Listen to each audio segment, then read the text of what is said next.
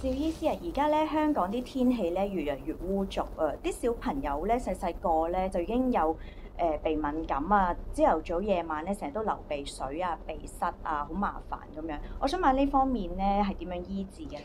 嗱，鼻敏感咧就係一種慢性鼻炎㗎啦。好多細路仔咧就因為咧係佢個抵抗力比較差，出世咗以後咧佢就要適應好多出邊啲敏感，咁靠佢自己嘅抗體去冚咗佢嗰個敏感個抗原。有時冚唔晒啦，就變咗佢鼻孔入邊咧產生咗兩個抗體喺度鬥發炎，所以就變咗有種慢性發炎，就叫做鼻敏感啦。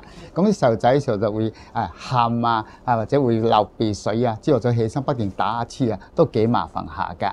咁我哋中醫嚟講咧，就主要就叫做外邪內濕。咁咩叫外邪內濕咧？即係話佢個小朋友接受到外邊出邊啲物體。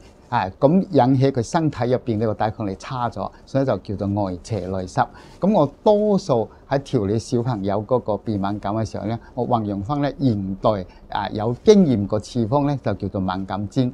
敏感煎入邊咧對呢個細路仔個抗敏感係好好㗎。當然要適當睇下呢個細路仔係個體質乜，適當敏感煎入邊呢個加減。咁樣我趙醫生想問一問咧，咁敏感煎入邊啲藥係個組成係點樣嘅咧？敏感煎入邊個藥個組成咧，主要就有銀柴胡啦，有防風啦，有五味子啦，有烏梅啦，有北芪啦，有甘草啦，有銀花啦。咁呢7件藥咧，就係咧中國中醫研究出嚟，對啲敏感身體抗敏感咧係相當好嘅藥嚟㗎。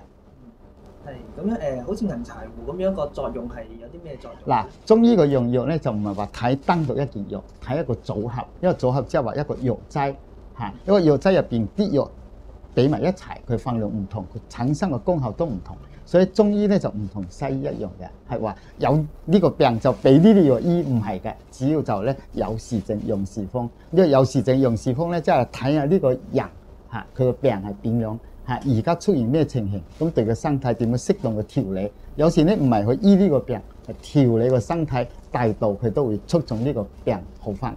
明白晒。我相信趙醫師咧都幫到好多家長解決呢個問題嘅。唔該晒趙醫師。